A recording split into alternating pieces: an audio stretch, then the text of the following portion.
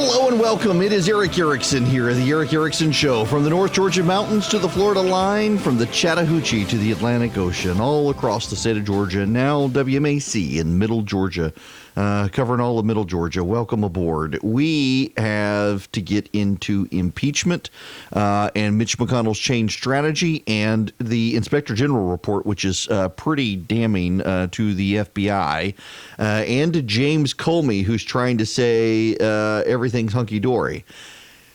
Before I get to the IG report, I want to finish up some stuff I was talking about in the first hour on impeachment. Mitch McConnell has decided he wants to change the Republican strategy. The Republican strategy, and perhaps, and there are some suggestions that the initial talking points from the GOP that they were going to drag this out for 8 weeks and screw up the Democratic presidential primary process, that was bluster, and that was trying to get the Democrats off the ledge on impeachment. And since they have not been able to do that, they're going to go forward with a minimal trial.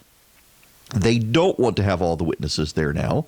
According to McConnell in a closed-door meeting that has, of course, leaked, McConnell wants to push for a full acquittal, not just dismissal.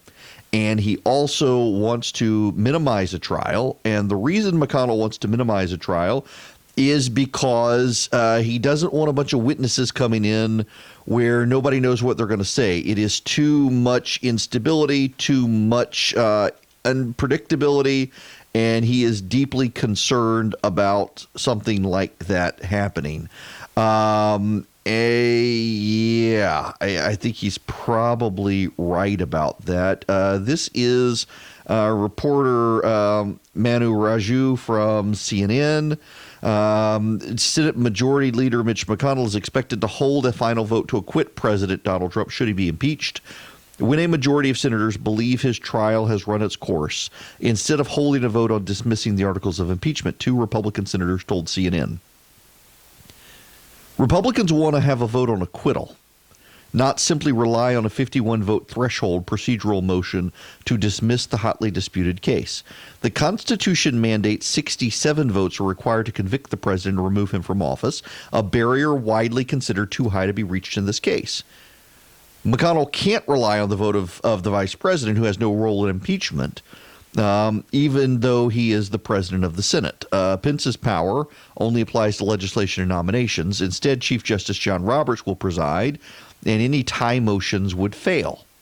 One of the senators who spoke anonymously said McConnell would not call a vote on a motion to proceed to the impeachment articles unless he knew he had the 51 votes needed to end the trial, which would then set up a final vote on the articles themselves. On that final vote, 67 votes would be needed to convict Trump. The other senator, John Cornyn of Texas, said it would make more sense to move to vote on the articles of impeachment than on a motion to dismiss, and decide this on a 51-vote threshold with the potential tie and all the recriminations that would follow. McConnell hinted at this strategy when he spoke to reporters on Tuesday and said the Senate would have two choices after hearing opening arguments from the House impeachment managers and the President's Defense Counsel. It could go down the path of calling witnesses and basically having another trial, or it could decide, and again, 51 members could make the decision that they've heard enough and believe they know what would happen and could move to vote on the two articles of impeachment. Those are the options. No decision's been made yet. You need to understand this from McConnell's perspective. McConnell doesn't like uncertainty. He likes to go forward with foregone conclusions, and he likes to have everything on the table. At least he likes to know what's happening. You bring in John Bolton, and you start having witnesses testify. You don't know where this thing's going to go. You don't know where this thing's going to go.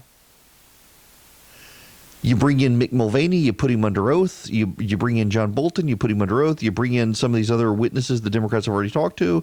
The ones you already talked to, you know what they're going to say because you have their depositions. You have their closed-door testimony, and you have their public testimony.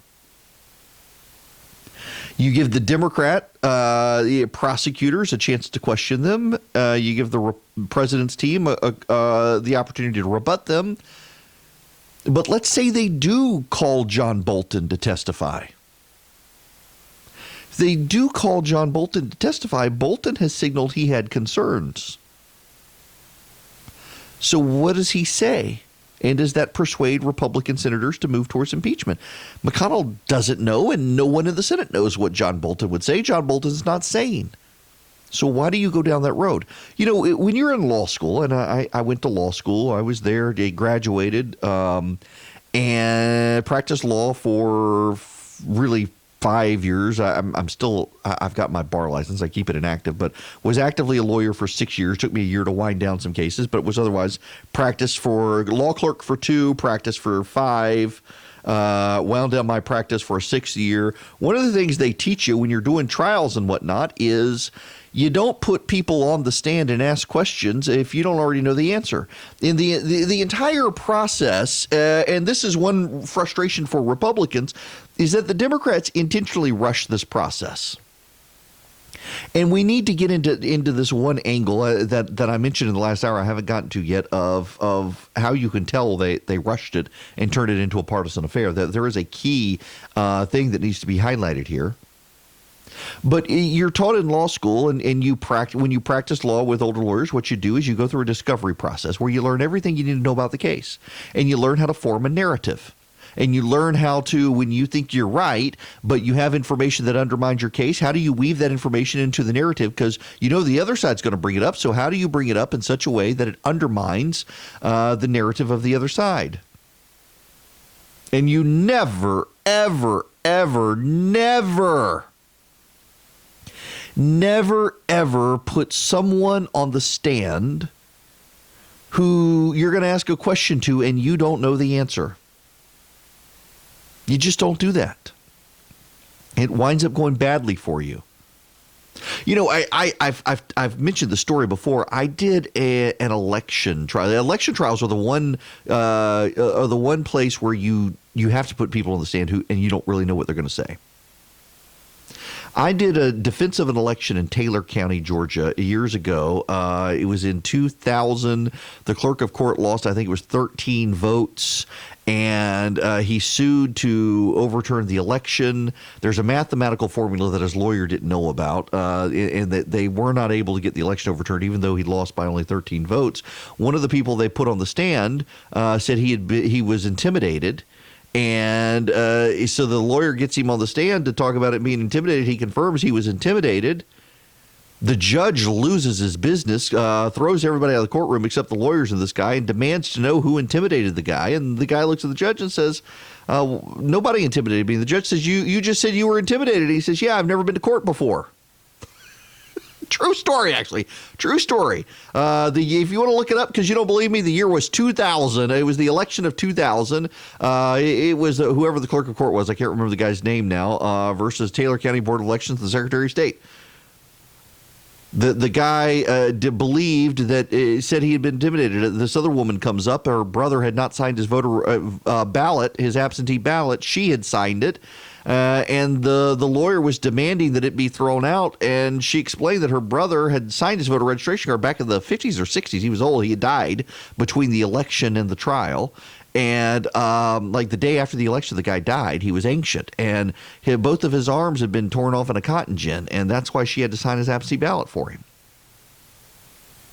I'm not making that one up either. It was like a scene out of My Cousin Vinny. And generally, though, the rule is you put people on the stand and you already know what they're going to say. And that's the same thing with impeachment. And when you don't, there are too many variables, and McConnell doesn't want to do that. So if he can hear the opening statements of both sides and then move to acquit the president based on what's presented, that's what he wants to do. Now, the Democrats, of course, know this, and they're going to make the best opening statement they can. But then the president's lawyers know it as well, and they're going to make their best opening statement. So we'll see where it goes. But it's an interesting, now that this is a reality and there's no bluster on either side, seeing the Republicans now say, maybe we're not going to drag this out, is an interesting shift. Now, I do want to point out, before we get into the Inspector General, I got a lot of audio on the Inspector General. We're going to spend some time on this because it's deeply troubling. But here's the reality of what the Democrats are doing. And I spent part of the last hour, reading Chip Roy's statement. Chip Roy is a congressman from Texas. He is a dear friend of mine, really good friend of mine. And he's decided he'll listen to the remaining evidence, but thus far it looks like this is a matter for the voters, not for Congress and impeachment. There are 24 Republicans leaving Congress. There are 24 Republicans leaving Congress. Half of them, at least, dislike the president. Democrats have been saying for 3 years now, why are Republicans defending the president? Well, they're scared of the base. They're scared of the base. They're scared of the president. They're scared of the base. These are Republican members of Congress who definitionally are no longer scared of the base because they will never be voted on by the public again. And if they vote against the president, if they decide to vote for impeachment, they will be heralded as heroes by the media. They will be vetted by Hollywood. They will be given book deals. They will get TV contracts. If they were to say no to the president, these Republicans will be heralded as heroes. Statues will be built for them. Parties will be thrown in their honor. Alyssa Milano will say nice things about them on Twitter for standing up to the president and those icky, awful, racist Republicans. When Barack Obama wanted to get Obamacare through the House and the Senate, he relied on outgoing, retiring Democrats to make it happen. He didn't have the votes. With the Democrats who were going to run for re-election again, he didn't have the votes. Barack Obama relied on retiring Democrats to give him the votes to pass Obamacare. The Democrats should be able to persuade some of these Republicans who don't like the president. They blame the president for the state of the party. They think the president's going to long-term hurt the party and hurt the country. They blame the president for them having to retire. They blame the president for the Republicans losing control of Congress. They blame the president's voters for being an cult of personality, and they never have to deal with these people again. You would think that these people would be persuadable by the Democrats. You would think the Democrats could persuade them, and they can't, and they haven't even tried. If the Democrats can't get these 24 or so Republicans to go along with impeachment, why should the public? These are the most persuadable Republicans, and some of them really dislike the president and privately will tell you how much they dislike the president. And yet, they're not going with impeachment. Well, we've heard forever that they're not standing up to the president because they're scared of the president's base and the voters. They no longer have to face the voters. They're never going to be on a ballot again. Which suggests that what you're hearing in the media and the circle of the wagons and the people who always have hated the president and they're just more vocal now, that they're missing something on impeachment, that the spin you're getting from the media is skewed towards the Democrats. I got a lot of friends of mine who really hate the president, and they've always hated the president. And the only thing that's changed now is they're more vocal about hating the president and wanting him gone. And they will absolutely justify impeachment. And these are the people who should be asking themselves, why can't the Democrats get a guy like Will Hurd from South Texas, who was in the intelligence community himself, to go along with this? Why can't they get any of these Republicans to go along with them? Maybe the Democrats should be asking themselves why they can't. And perhaps had they had that discussion to begin with, they would have gone about impeachment in a different, more persuasive way. But right now, more than half the registered voters in this country, according to Quinnipiac, and these Republicans in Congress all say let the voters decide, don't do impeachment. The Democrats will have more Democrats vote against impeachment than have Republicans vote for it. That should concern them, and it clearly doesn't. Erick Erickson gives you the information you need and the truth you demand.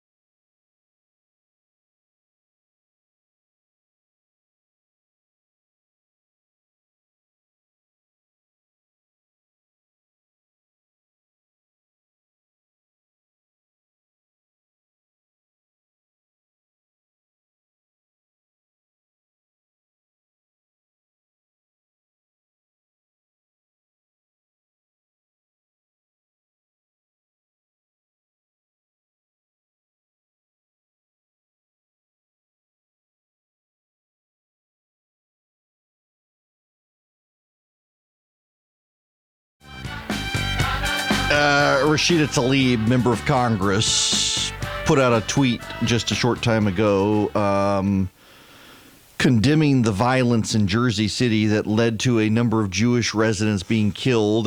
She said white supremacy continues to kill. The shooting was done by black people.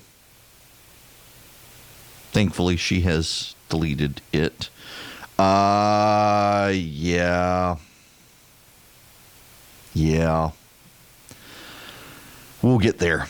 We do need to talk about the anti-Semitism. But first, Doug Collins has been speaking, and I want to play some of Doug Collins in the House. I got to tell you, several people have told me they have seen Doug Collins in the last week, and he has looked worn out. And I have to agree, he does look a little worn out. And keep him in his family in your prayers. He's been under the weather, but I'm sure this has got to be just a grading exercise.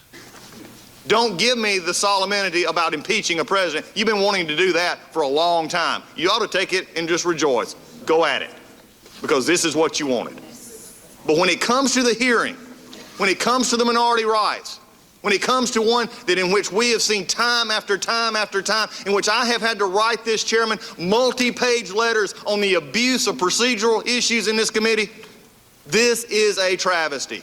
Write about it if you want, talk about it if you want, but the American people see it, because the American people understand inherently fairness.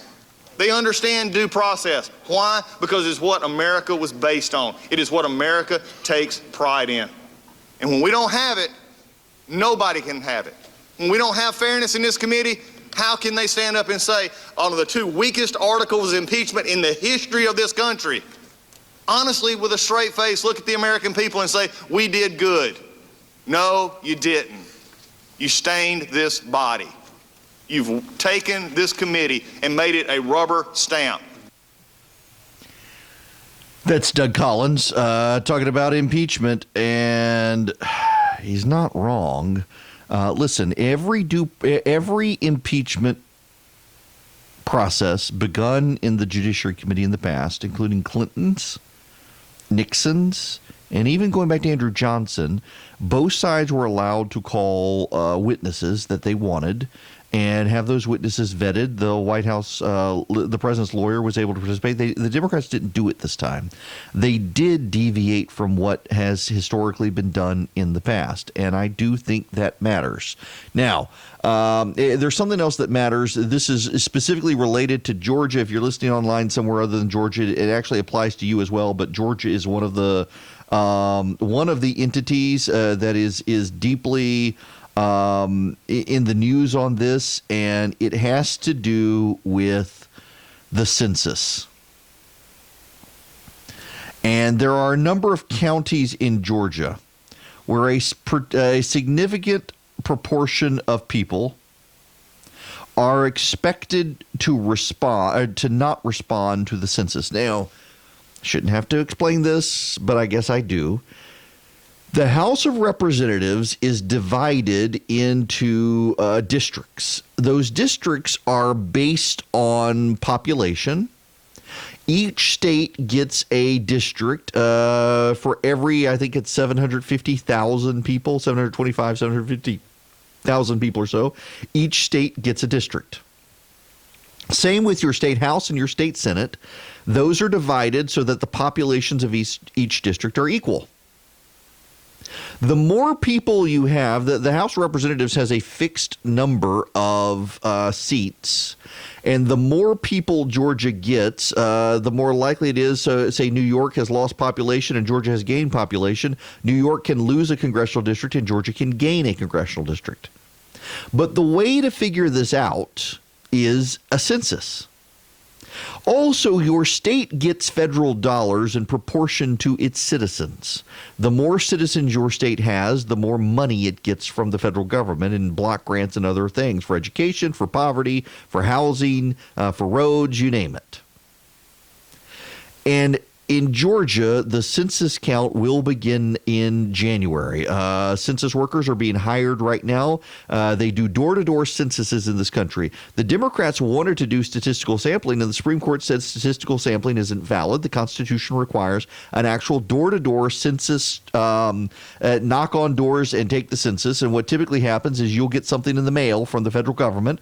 You will fill it out and you will send it in. If you don't, people will come to your door and say, hey, we need to know how many people live in your house. There are a number of counties in Georgia that are expected to be completely ignored by the census or to not have adequate responses.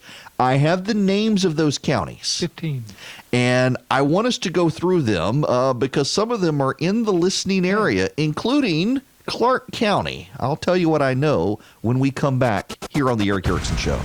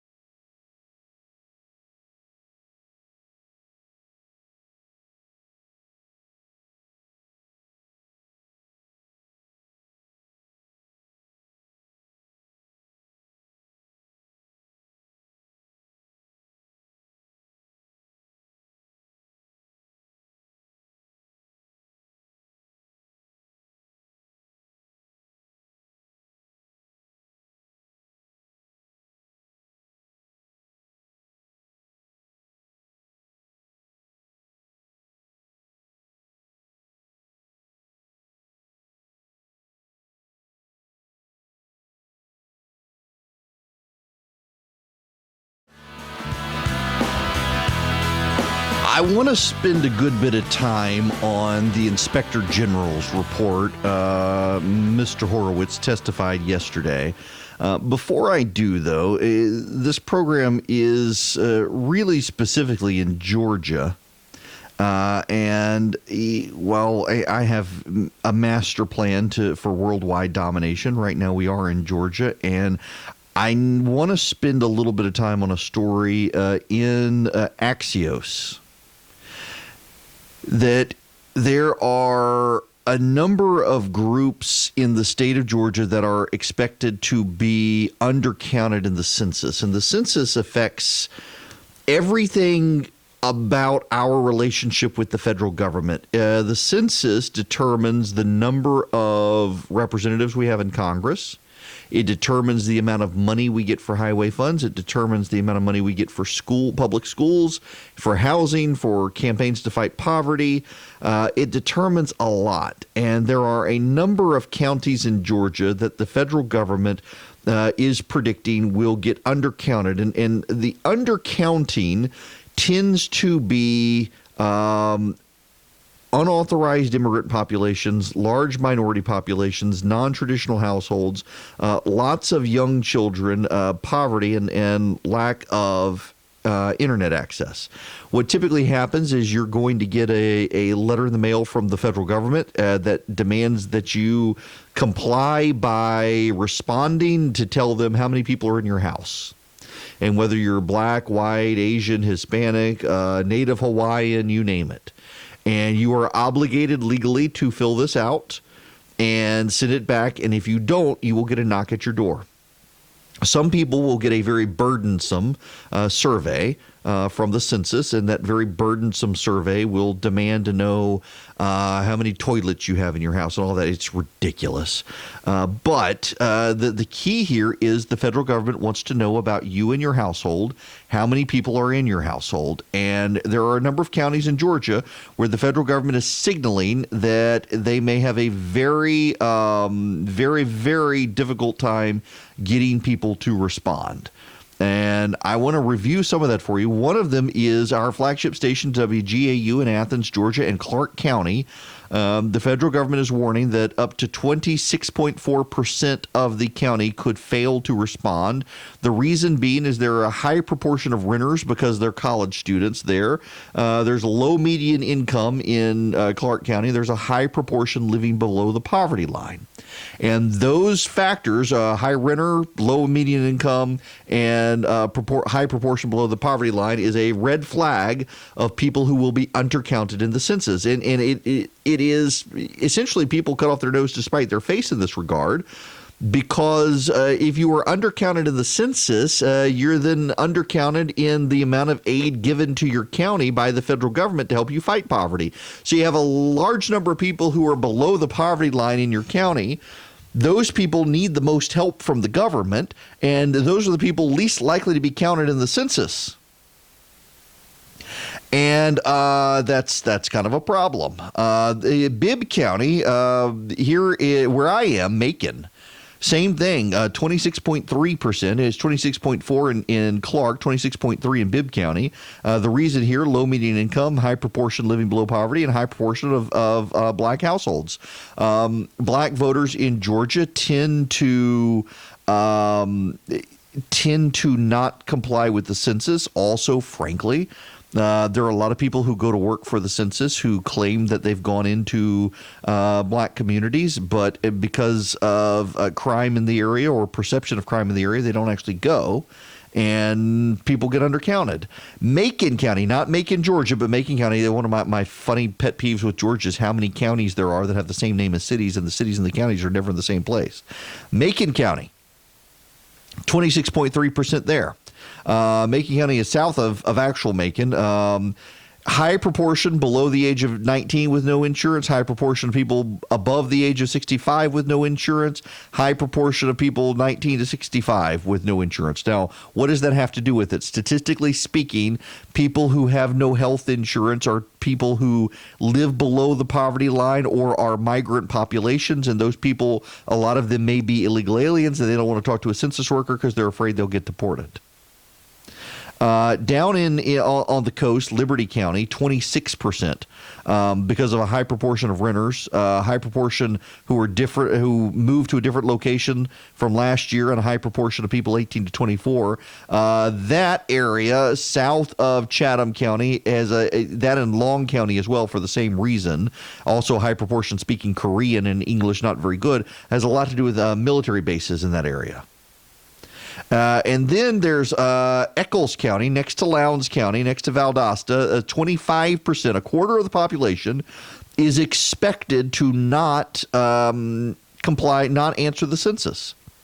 High proportion of people 19 to 64 with no insurance, and high proportion of American Indian and Alaska Natives in that area, which is an interesting statistic to see. Muskogee County.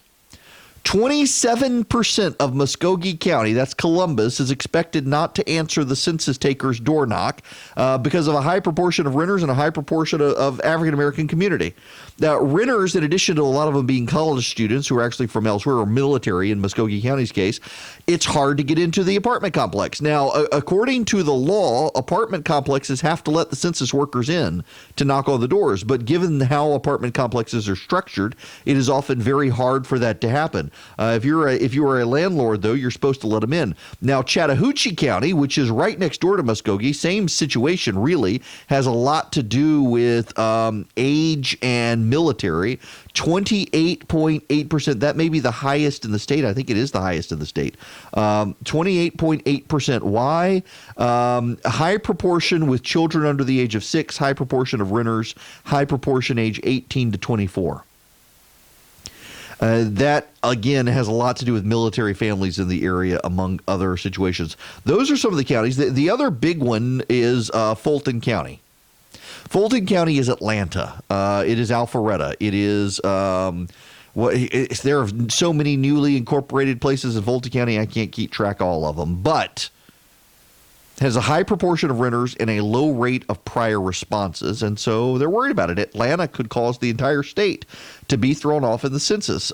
Last one you need to know about, actually there are two more you need to know about. Polk County, south of Floyd County, south of Rome. Polk County also is expected to be undercounted in the census. And then Whitfield County on the North Georgia line has a high proportion of Hispanic voters, and that suggests that they will be undercounted. Now, a couple of the counties that are going to expected to do fully well in compliance, Cherokee County, the Woodstock area, is expected to do quite well in answering the census. Pickens County, WYYZ, y'all are expected to answer the census pretty well. Towns and Union County is expected to do pretty good with answering the county. And then Habersham County is at 19%, but still considered really good.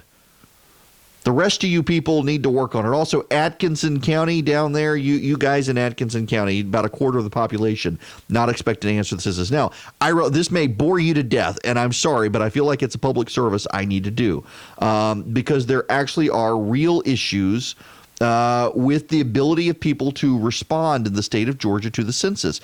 If you do not respond in the state of Georgia, you impact all of us. Richmond County, I just actually, a listener over there said, look at Richmond. Sure enough, Richmond, a quarter of Richmond County, that's Augusta, also expected not to respond because of low median income and high proportion of black households. We know this is going to happen. The state of Georgia is hiring people right now to go into neighborhoods in communities around the state, particularly in these I've mentioned, and encourage people to respond to the census when it happens. This is happening nationwide.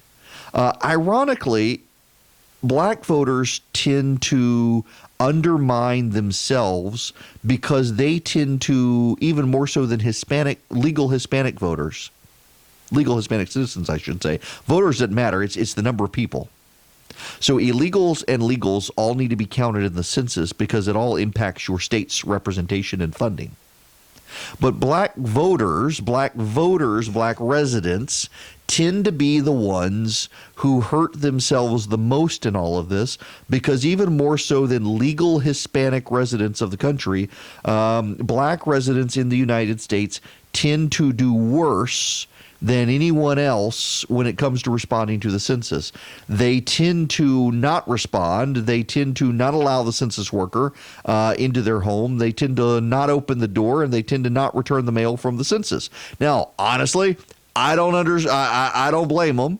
I think it is horribly invasive, but when you get the letter in the mail, frankly, when you get the letter in the mail, respond to the letter in the mail, and you don't have to worry about it. So please, I call out those counties. I don't mean to bore you to death. It is a public service announcement I am doing. By and large, participate in the census next year. It is going to directly affect your state, your county, your city, your school, your census tract, your city block will be affected by the census. That's how important it is to this country. When the founders created this country, they decided to do a manual counting of the population every 10 years in order to figure out how many people lived in this country, in order to figure out congressional districts and districts for houses of representatives, not senates. Typically, you know what used to happen is senates in states would be just like the U.S. Senate. If you have 159 counties, you have 159 senators. Each senator represents a county. Well, you know, Georgia did this, and it's one reason we have so many counties now. They just kept adding new counties. So as Atlanta grew, you'd have more and more state house districts. So you'd have more and more counties, and the population of Atlanta would be offset by rural voters. Eventually, the Supreme Court said, nope, you can't do that anymore. I think there are a couple of states. I think Wisconsin is one that is still allowed to have one senator per county because it didn't have a history of racial discrimination or some such. I think I read that somewhere. Don't hold me to that one. But used to be that way. But still to this day, your state senate, your state house, your county commission lines, your school board districts, your House of Representatives, they're all determined based on how many people live in your area. So you need to respond to the census. You need to tell people in your neighborhood to respond to the census. Everybody needs to participate. Now, I want to take you back. The United States House of Representatives is contemplating impeachment. They are talking. Here is Mike Johnson from Louisiana. Process deployed against a president like the one that is being used against Donald Trump. They're the ones seeking to nullify our vital constitutional safeguards with this sham. Their ultimate objective is to nullify the votes of the 63 million Americans who voted to elect Donald Trump to president. They violated due process and all the rest. My colleague Sheila Jackson-Lee a little while ago evoked and quoted Barbara Jordan, but she's the one that said during the Watergate inquiry, impeachment not only mandates due process, but due process quadrupled. They have violated that here. They have violated the rules, and everybody in the country can see it. This impeachment's going to fail. The Democrats will pay a heavy political price for it, but the Pandora's box they've opened today will do irreparable injury to our country in the years ahead. That's why we're concerned, that's why the facts matter, and that's why we need to move on. I yield back. The gentleman yields back. For what purposes? Chairman. Ms. Garcia, seek recognition. Mr. Chairman, I move to strike the last word. Gentlelady is recognized. Mr. Chairman, I'm opposed to this amendment. It's incredible to me that the other side of the aisle has not seen the facts and has not apparently read some of the evidence before us.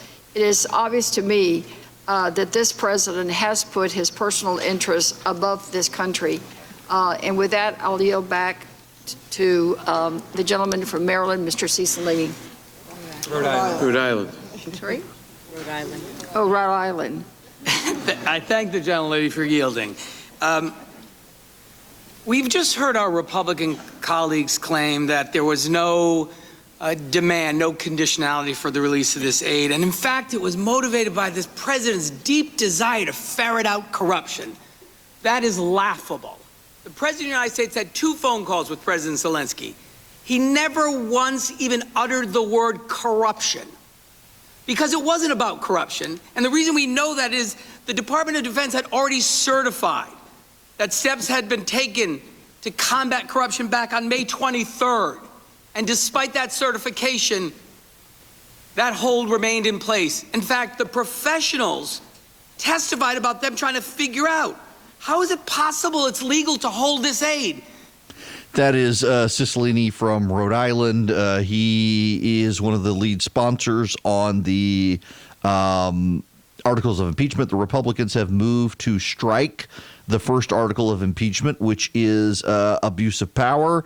They are debating this. The vote will be held probably this evening, and we will then have the House of Representatives vote next week. And that's about all the rest we need to deal with here on impeachment. When we come back, we do need to begin to delve into Michael Horowitz, the Inspector General, and his report. Even some people on MSNBC are starting to come out and say, you know what, this actually is pretty bad what happened. Honest news and conservative views. Never separated from the truth. It's the Erick Erickson Show.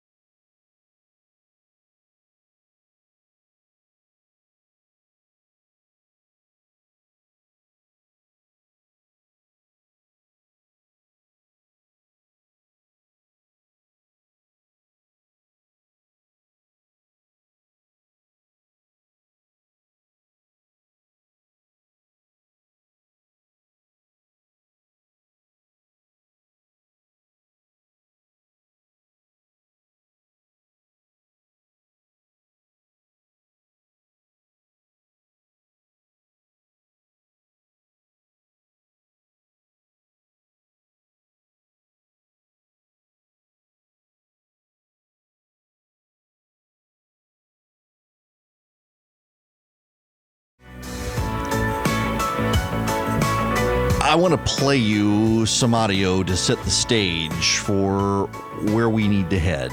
Of all things, it is MSNBC. It is Andre Mitchell on MSNBC.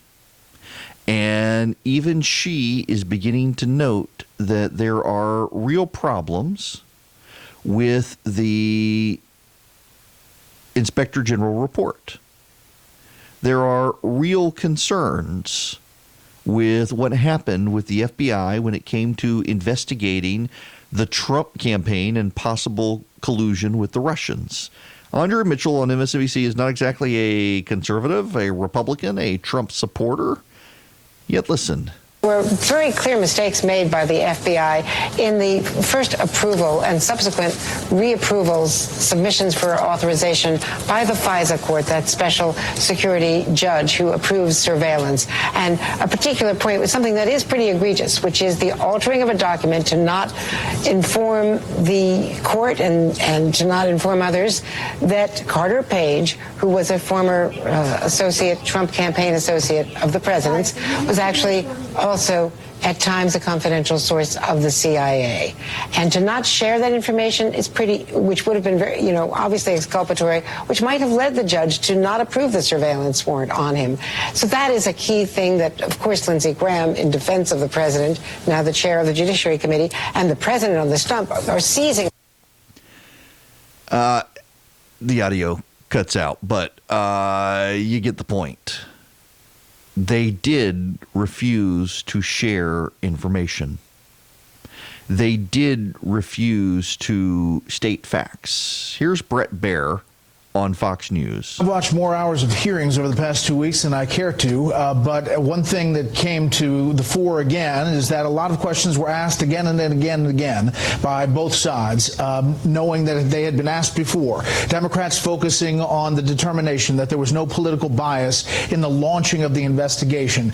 Republicans saying, wait a second, there's no political bias? Can you say that? And Horowitz saying, no, we didn't find any documentary or testimonial evidence, and kind of parsing these words. The bottom line, though, is that there are major, egregious problems in the depth of this IG report.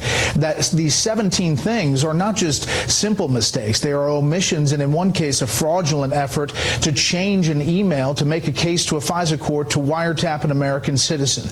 There were confidential sources that were wired up to listen to members of the Trump campaign or people tied to it that were recording them. Democrats said, well, they didn't insert spies into the campaign. No, they were tangential to it, but they were recording people who were tied to it. The Crossfire Hurricane team was picked out by Andrew McCabe, the former deputy of the FBI, all of the members, and they oversaw all of this effort. McCabe is now a contributor at another network. There were administration officials and GOP people who were tweeting out that that network didn't take a lot of this coverage today.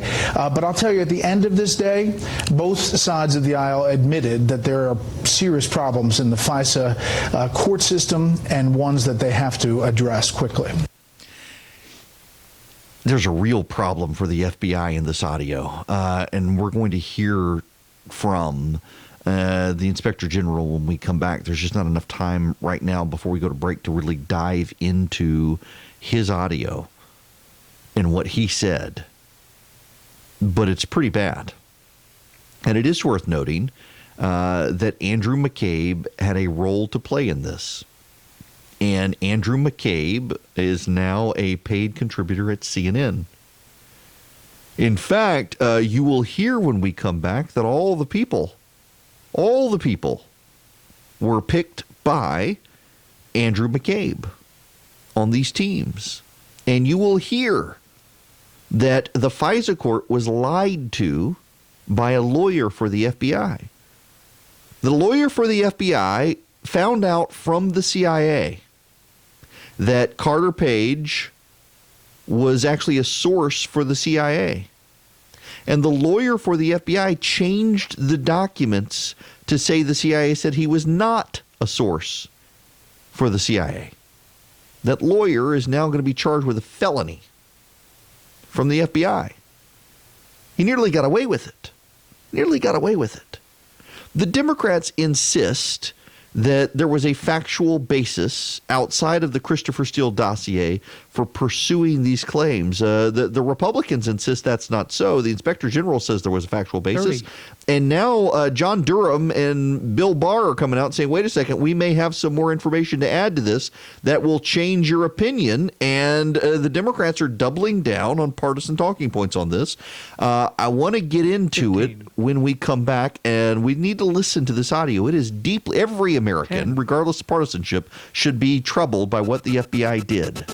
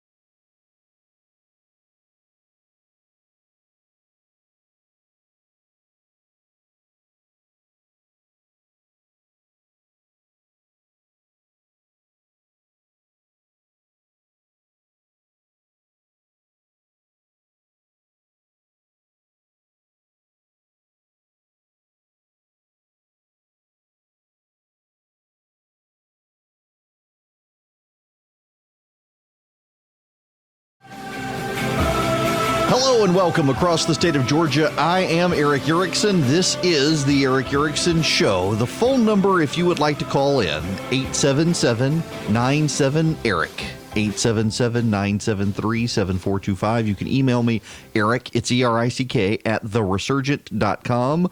You can follow me on Twitter, Facebook, Instagram. It's E.W. Erickson at all of them. Erick, E-R-I-C-K. Delta is going to hire 1,300 pilots, 2,500 flight attendants next year, which is incredible. The largest round of hiring in a single year in more than 2 decades. It's hiring pilots for Atlanta, New York, Minneapolis, Detroit, Seattle, and elsewhere. It's part of a broader effort to hire more than 8,000 pilots over the next decade. As pilots are retiring, there is actually a shortage of pilots in the nation right now. It's interesting. Now, I don't want to spend any more time on that. I want to get into the Inspector General's report. I think it is a really big deal. It is getting the press coverage that it is due from Fox, and I'm a little bit disappointed in CNN's handling it. Now, and not everyone at CNN. I should note that. Jake Tapper actually has done a good job of covering this and is being troubled by this. Andrew McCabe, however, is involved in this. He is now a CNN contributor. I want to replay part of Bret Baier's statements yesterday on Fox News as he watched this stuff play out. And then we got a lot of audio that you need to listen to understand what's happening. Bottom line, though, is that there are major, egregious problems in the depth of this IG report. That these 17 things are not just simple mistakes. They are omissions, and in one case, a fraudulent effort to change an email to make a case to a FISA court to wiretap an American citizen. There were confidential sources that were wired up to listen to members of the Trump campaign or people tied to it that were recording them. Democrats said, well, they didn't insert spies into the campaign. No, they were tangential to it, but they were recording people who were tied to it. The Crossfire Hurricane team was picked out by Andrew McCabe, the former deputy of the FBI, all of the members, and they oversaw all of this effort. McCabe is now a contributor at another network. There were administration officials and GOP people who were tweeting out that that network didn't take a lot of this coverage today.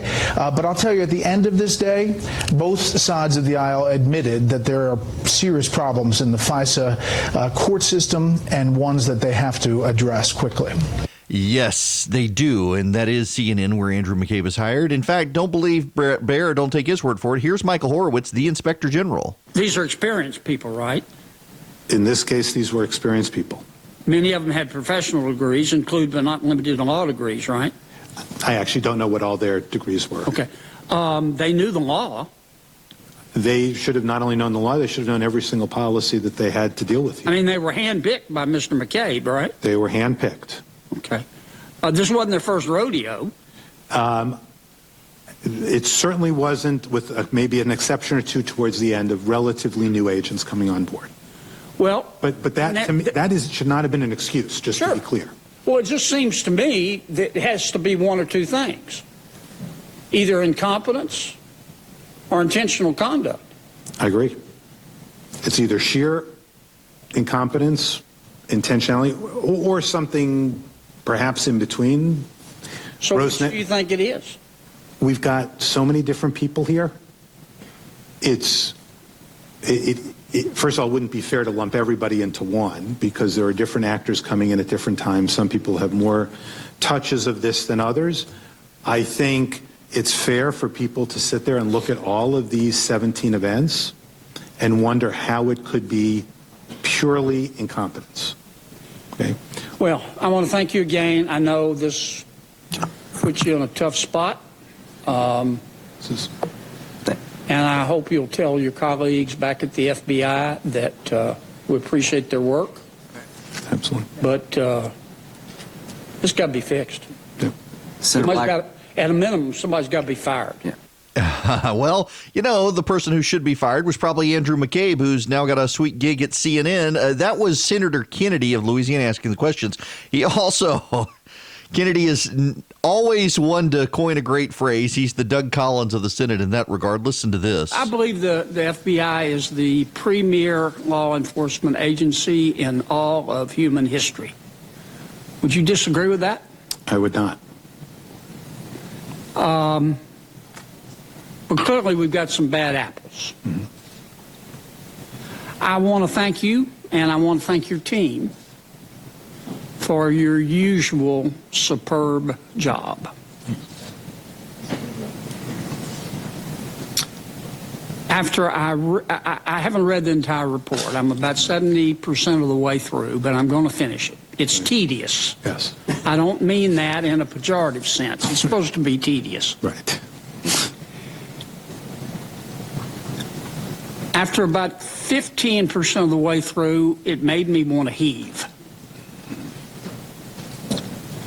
After about 25% of the way through, I thought I'd dropped acid. It's surreal.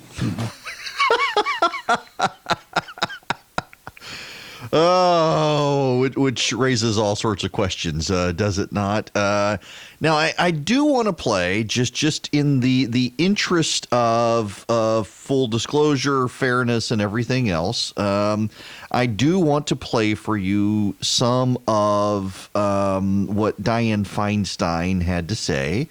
Because Horowitz, one of the things Horowitz contends that the John Durham, who is investigating the situation, feels as well, is wrong. Horowitz says he actually thinks that there was no basis or that there was no political motivation for the investigation. Horowitz thinks that there was a lot of justification for proceeding down the road. I want to explain that to you, but before I do, let me set the stage with the interaction with Dianne Feinstein, the senior senator from California. Inspector General kept his promise. His office conducted a 19-month investigation. They interviewed more than 100 witnesses, reviewed more than 1 million documents, and issued this 434-page report that contained several important findings. First, on a question of bias, Inspector General Horowitz found no evidence that political or anti-Trump bias was at play. According to the IG's report, the FBI complied with existing department and FBI policies in opening the investigation. And the IG, quote, did not find documentary or testimonial evidence that political bias or improper motivation influenced this decision, end quote, or any specific investigative steps taken by the FBI. That's the finding. And this is important. Why? In public statements beginning last spring, the Attorney General expressed his belief that senior government officials may have, quote, put a thumb on the scale, end quote, because of political bias against Trump. His comments echoed the president, who has repeatedly alleged that there is a deep state within the government against him. He has used this to dismiss the entire Russia investigation as a witch hunt and a hoax. The IG's report conclusively refutes these claims. This was not a politically motivated investigation. There is no deep state. Simply put, the FBI investigation was motivated by facts, not bias. She says that, except the New York Times has come out in praise of the deep state recently, and John Durham, the man who is highly respected by the Democrats, who's been put in charge of an investigation by Bill Barr, says, you know what, we may actually, it's not that the Inspector General got it wrong, it's that they may have withheld information from the Inspector General, and he's investigating that. I want to play you from yesterday. We didn't get a chance to get to this yesterday, but it's what Bill Barr had to say about the Durham investigation. What do you think, what questions will John Durham address that the IG didn't? Well, Durham is looking at the whole waterfront. He is looking at the issue of how it got started. he's looking at whether or not the narrative of Trump being involved in the Russian interference actually preceded July and was in fact the precipitating trigger for the investigation. He's also looking at the conduct of the investigation. There are some things that were done in the investigation that are not included in Horowitz's report, and he's looking at those things. But also, a few weeks ago, I told him that he should spend just as much attention on the post-election period. And I did that because of some of the stuff that Horowitz has uncovered, which to me is inexplicable. Inexplicable. Well, what I said is their case collapsed after the election, and they never told the court, and they kept on getting renewals on these applications. There was documents falsified in order to get these renewals. There was all kinds of withholding of information from the court. And the question really is, what was the agenda after the election that kept them pressing ahead after their case collapsed? This is the President of the United States. Yeah, he's right. One of the things Durham finds, or one of the things Horowitz found, is that the FBI lied to the FISA court. Like, an FBI lawyer actually changed a document to present it to the FISA court. Here's William Barr on Horowitz himself and his review. The Inspector General says he found no evidence to indicate that the FBI's decision to start this investigation was based on political bias. Do you agree? Well, what he actually, I think you have to understand what the IG's methodology is, and I think it's the appropriate methodology for an inspector general. He starts with limited information. He can only talk to people who are essentially there as employees, and he's limited to the information generally in the FBI. But his approach is to say, if I get an explanation from the people I'm investigating that is not unreasonable on its face, then I will accept it as long as there's not contradictory testimonial or documentary evidence. In other words, it's a very deferential standard. And all he said is, people gave me an explanation and I didn't find anything to contradict it, so I don't have a basis for saying that there was improper motive. But he hasn't decided the issue of improper motive. Have you? No. I think we have to wait until the investigation, the full investigation is done, and that's the fundamental distinction between what Durham is doing and what the IG is doing. Durham is not limited to the FBI. He can talk to other agencies. He can compel people to testify. One of the problems in the IG's investigation, I think he would agree, is that Comey refused to sign back up for his security clearance and therefore couldn't be questioned about classified matters. So someone like Durham can compel testimony. He can talk to a whole range of people, private parties, foreign governments, and so forth. And I think that is the point at which a decision has to be made about motivations. And I think right now it would be premature to make any judgment one way or the other. Yes, Horowitz said that he didn't think there was political motivation.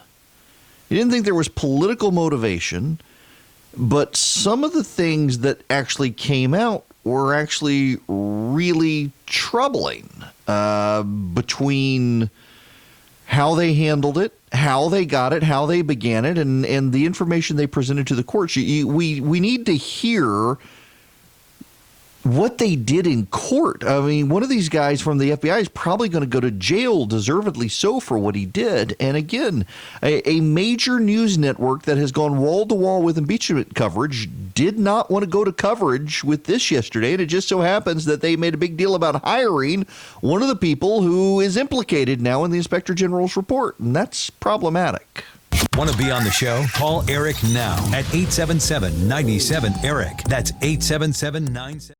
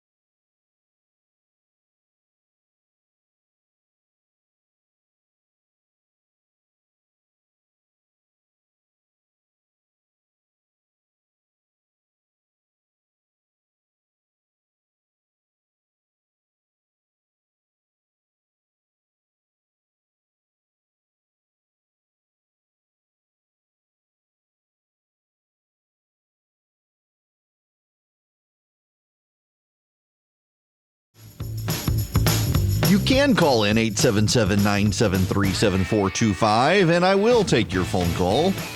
Maybe. Unless you're... when I first started doing radio 9 to midnight, so I got hired when Herman Cain was running for president, and I got hired to take his job when he was running for president, and I started. He stuck around for a couple of months, and so I started, and my show was from 9 to midnight, and it was about the time everybody was talking about the Obama phones, and it was a big deal, and sure enough, they were real, and people would call, and oh my goodness gracious, they were a lot of drunk people calling. I got a lot of drunk people would call, particularly after 10 p.m. You would get really intoxicated people calling radio shows. And, it was very interesting.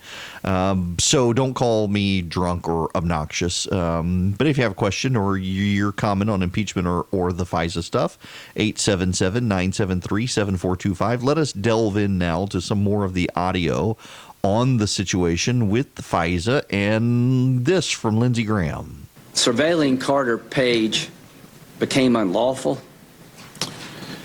I will let the court decide that. The court has this report and will make that decision. Let's put it this way. If you don't have a legal foundation to surveil somebody and you keep doing it, is that bad? Absolutely. Is that spying?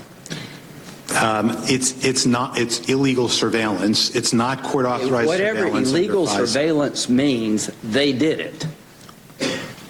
So all this stuff that they didn't illegally surveil Trump's campaign, they did because they had no legal basis after the January 2017 data dump by the Russian guy to believe that the dossier was reliable. It's fair. Now, here's the clip I've been waiting for. This one's short. It's to the point. Richard Blumenthal is the senator from Connecticut. He's the former Attorney General of Connecticut. He clearly knows never to ask questions that you don't already know the answer to. But he didn't know the answer to his questions. And this went viral yesterday. And even Democrats were saying, ooh, that's a bad look for Blumenthal. He clearly had not read the Inspector General's report that showed that the FBI provided false information to the FISA court. Those FISA warrants, they were renewed a number of times, correct? 3 times. Based on your experience and maybe your report, there's a reason why warrants are renewed. They're renewed because they are producing useful information, correct? Or they should be producing useful information. They should be. That's how I'll phrase it. And your review of those warrants would indicate that they were producing useful information, correct?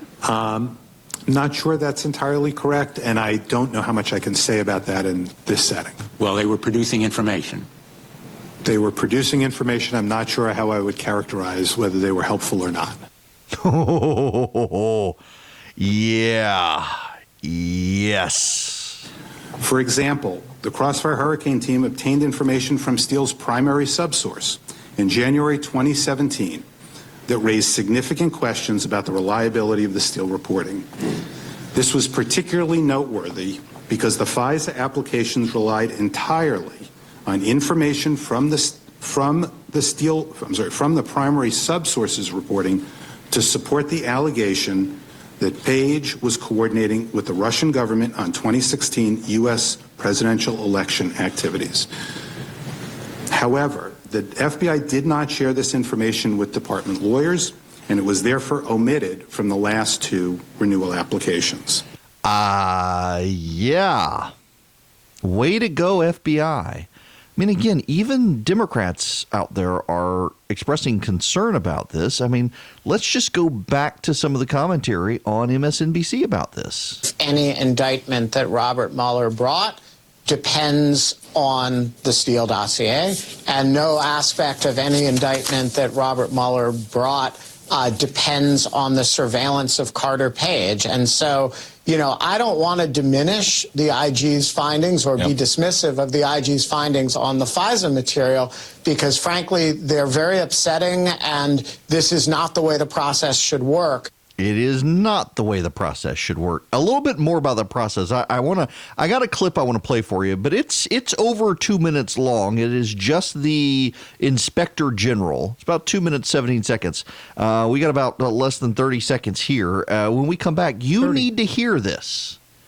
It is the ultimate summation of what went wrong, and then we'll let some of the Republicans grandstand a little bit. I got some good audio from some of the Republicans outraged by it, but you got to hear what the Inspector General says about his own report in his own words when we come back here on the Erick Erickson Show across the state of Georgia. The phone number, 877-97-ERIC.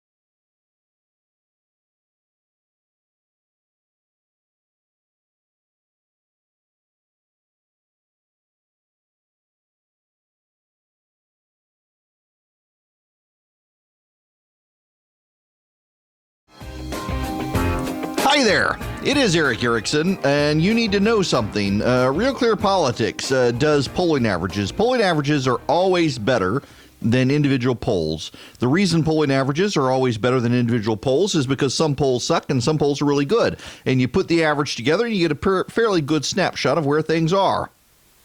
And, well, you need to know something significant has happened.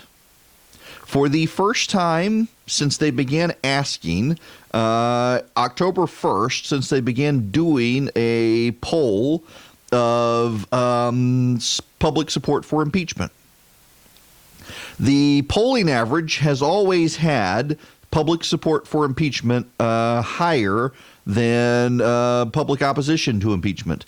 For the first time ever, support and opposition to impeachment are tied. And it's very interesting to see the polling. Monmouth University has a no at 7 points. Quinnipiac has no up 6 points.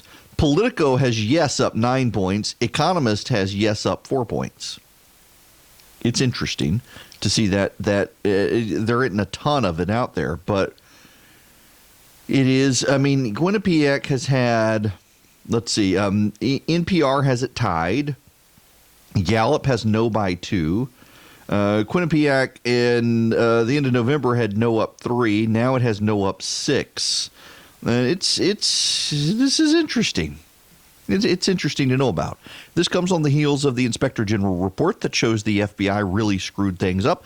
I want to play for you now the audio of Michael Horowitz, the Inspector General of the Justice Department, explaining just how badly things were screwed up. He is interacting with members of the Senate, of course. You'll hear them, but listen to him. Surveillance authority under FISA can significantly assist the government's efforts to combat terrorism, clandestine intelligence activity, and other threats to the national security. At the same time, the use of this authority unavoidably raises civil liberties concerns. FISA orders can be used to surveil U.S. persons, and in some cases, the surveillance will foreseeably collect information about the individual's constitutionally protected activities, such as Carter Page's legitimate activities on behalf of a presidential campaign. Moreover, proceedings before the Foreign Intelligence Surveillance Court, which is responsible for ruling on applications for FISA orders, are ex parte, meaning that unlike most court proceedings, the government is the only party present for the proceedings, and FISA orders have not been subject to scrutiny through subsequent adversarial proceedings like court-authorized search warrants and wiretap applications are potentially through the criminal process. In light of these concerns, the FISA statute and Department and FBI policies and procedures have established important safeguards to protect the FISA application process from irregularities and abuse. Among the most important are the requirements in FBI policy that every FISA application must contain a, quote, full and accurate, close quote, presentation of the facts, and that agents must ensure that all factual statements in FISA applications are, quote, scrupulously accurate, close quote. These are the standards for all FISA applications, regardless of the investigation sensitivity, and it is incumbent upon the FBI to meet them in every application. Nevertheless, we found that investigators failed to meet their basic obligations of ensuring that the FISA applications were scrupulously accurate. We identified significant inaccuracies and omissions in each of the 4 applications, 7 in the first application, and a total of 17 by the final renewal application. 17. Here's Josh Hawley, Senator from Missouri. Is it worse to have a foreign government trying to meddle in our elections? Or is it worse to have our own government meddling in the election? Because that's, I think, exactly what this report shows. It shows that our government, the most powerful law enforcement agency in the nation, the FBI, effectively meddled in an ongoing presidential campaign. And the thing that gets me is you expect it from foreign governments. I'm not saying it's good, but I'm saying that you expect it. They've been doing it for years. Russia's been doing it for years. We know they tried to do it this last cycle. China has been doing it. Others have been doing it. And we know what steps to take We've got to take them more effectively. But when our own government does it, how can the American people have confidence? And what do? I mean, what do we do? And there's one actor here, I think, who has not gotten the credit that they collectively deserve, and that's the Democrat National Committee. I just think, I've heard my friends on the other side of the aisle complain about Hillary Clinton's campaign and how ineffective it was and how the DNC didn't do a good job in 2016. I beg to differ. This is the most incredible. The DNC pays for the Steele dossier, solicits the Steele dossier, and then gets the Federal Bureau of Investigation to go get FISA warrants, surveil an American citizen, surveil a presidential campaign, all on the basis of this manufactured garbage that they paid for. I mean, that's extraordinary. That has got to be a first time in history. And here's Ted Cruz. Listen to this one. This one has pretty much gone viral. And I can tell you from my time at the Department of Justice and from my time in law enforcement, any responsible leader, when hearing that you're talking about sending in spies and sending in a wiretap on any presidential nominee, should say, what in the hell are we doing? And by the way, the people up the chain who are saying we didn't know, if you had responsible leadership, there's no more important decision than you make. I can tell you when I was at DOJ, if someone said, let's tap Hillary Clinton, or let's tap Bill Clinton or John Kerry, the people there would have said, what in the hell are you talking about? What was going on here? This wasn't Jason Bourne. This was Beavis and Butthead. Beavis and Butthead. And, the other thing, Ted Cruz really putting a succinct nutshell on is the fact that they actually did change written statements before the FISA court.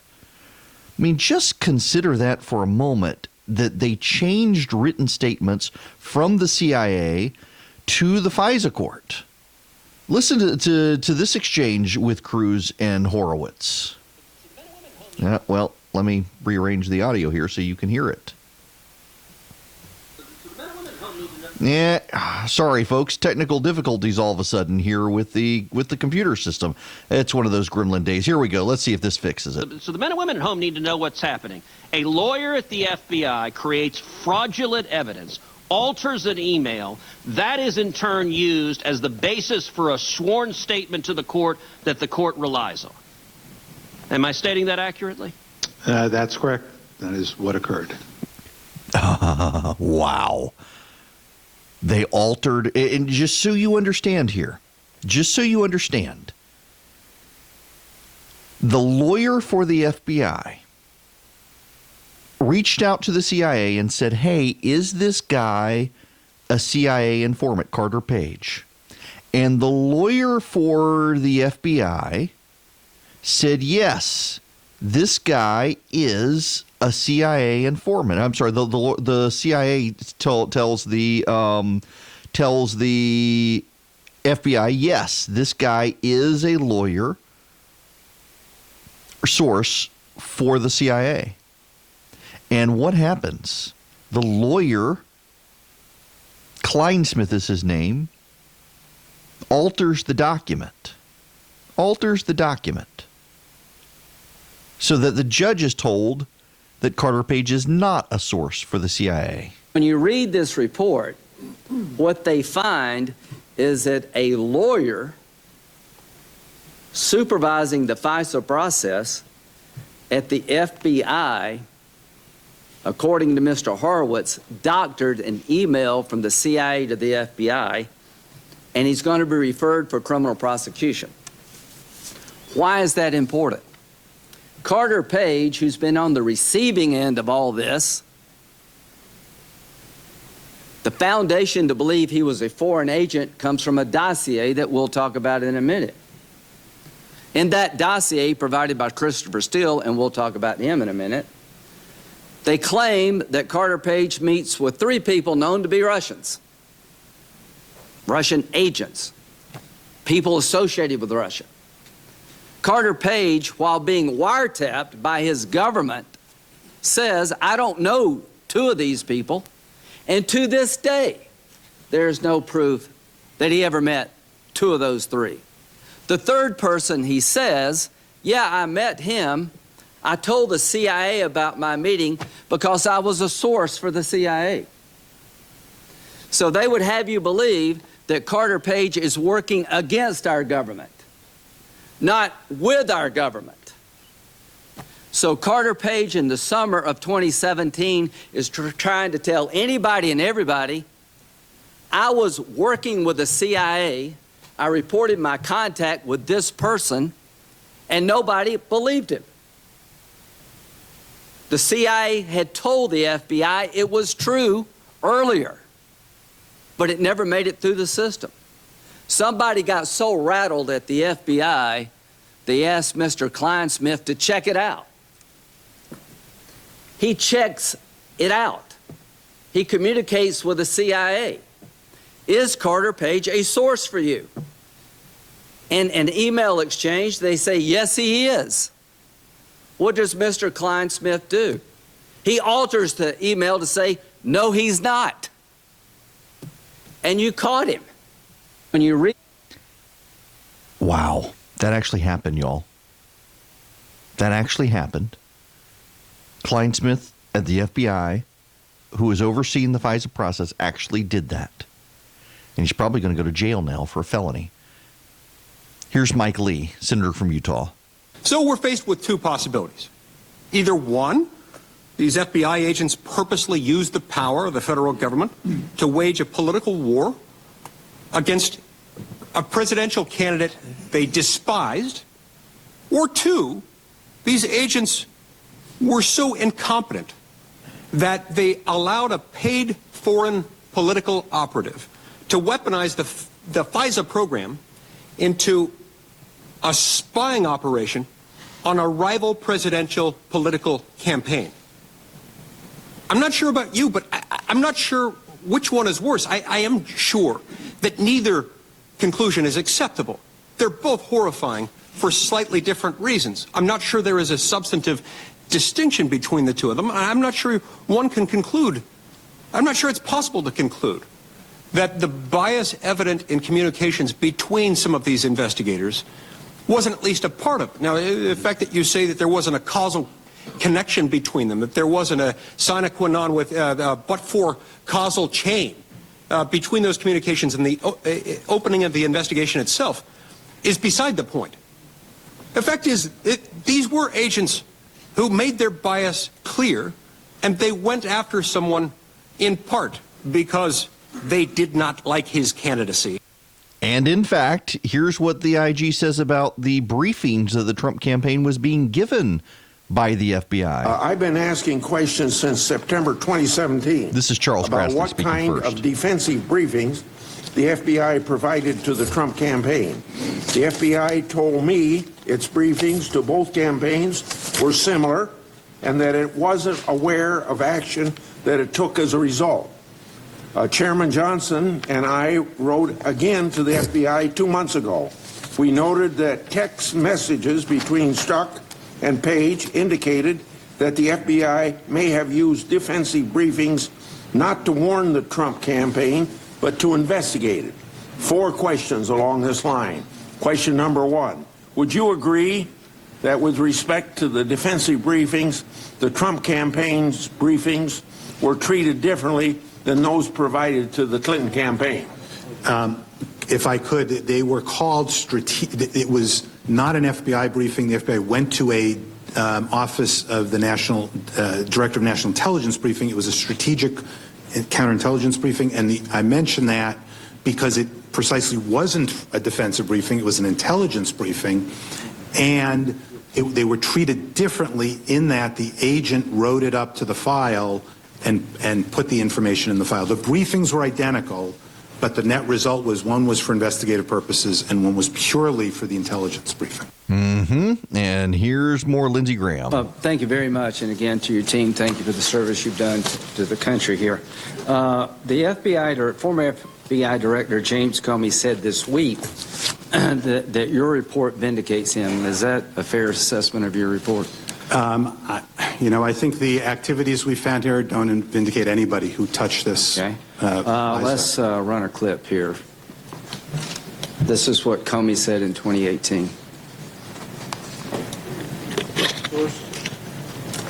It would be nice to have sound. Do we have sound? Okay. Never mind, I'll read it. Director Comey, the reporter, is asking him, can I ask you a question on FISA abuse? It's a major issue for the Republicans. Do you have a total confidence in the dossier when you used it to secure a surveillance warrant and also in the subsequent renewals? This was asked in December of 2018, about a year ago. Comey, I have total confidence that the FISA process was followed, that the entire case was handled in a thoughtful, responsible way by DOJ and the FBI. I think the notion that FISA was abused here is nonsense. Would it be fair to say that you take issue with that statement? Certainly our findings were that there were significant problems. So when Comey speaks about FISA, you shouldn't listen. You should listen to Mr. Horowitz. He's not vindicated, and to be concerned about the FISA warrant process is not nonsense. Man, the way Democrats are trying their best to even avoid discussing what Horowitz had to say yesterday tells you everything you need to know about how bad it was for what happened during the Obama administration. Remember the scandal-free administration where nothing bad ever happened?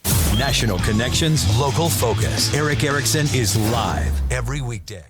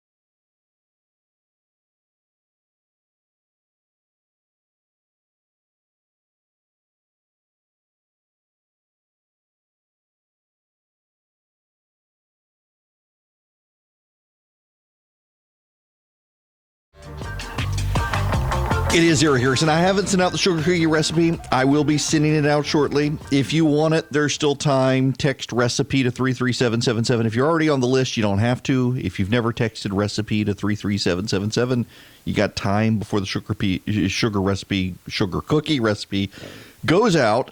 There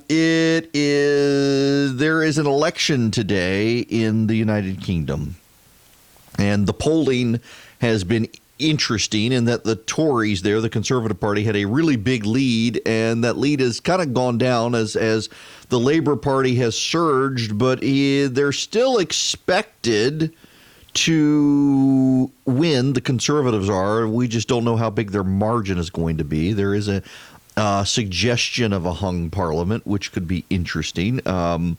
Brexit is the big issue there. I got to tell you, I'm a little bit envious of the campaign coming to an end in the UK today.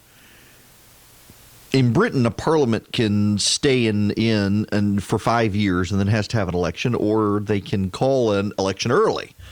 They changed the law a few years ago where it used to be the prime minister could just call the election when his party was as high as they were in the polls, and it got changed where it happens every 5 years, and then you need a vote, 2/3 vote to call one sooner than that. It'd be interesting to see if Boris Johnson were to scrap that and their Supreme Court, which a lot of newspapers across the board in Britain are complaining. They decided to get a Supreme Court in Great Britain. It was one of the Tony Blair reforms back in the day. And the Supreme Court in Britain is increasingly involved in political decisions, and there's a lot of hostility to it across the board. Even the BBC, is taking on a lot of heat there. Now, I'm getting to the point here. You'll have to forgive me. I'm fascinated by Britain and British elections. I spent a lot of time there growing up as a kid. But we've got PBS in this country. I tell people all the time that what you're listening to right now is the most listened to news talk program across the state of Georgia on commercial radio. People say, well there are programs on GPB. Well, GPB is a state-funded entity. On commercial radio, I'm your guy in Georgia, across the state.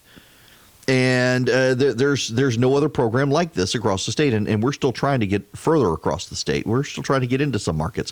But PBS gets taxpayer dollars. I don't. I do this all on my own. Your local station that you're listening to sells advertising and uses that advertising to fund the station.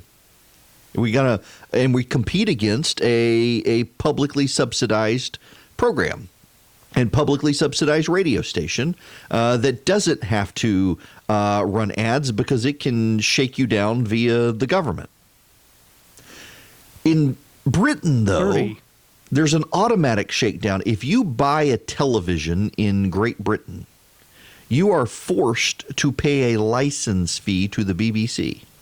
If you buy a TV in Great Britain, the BBC gets money from the sale automatically.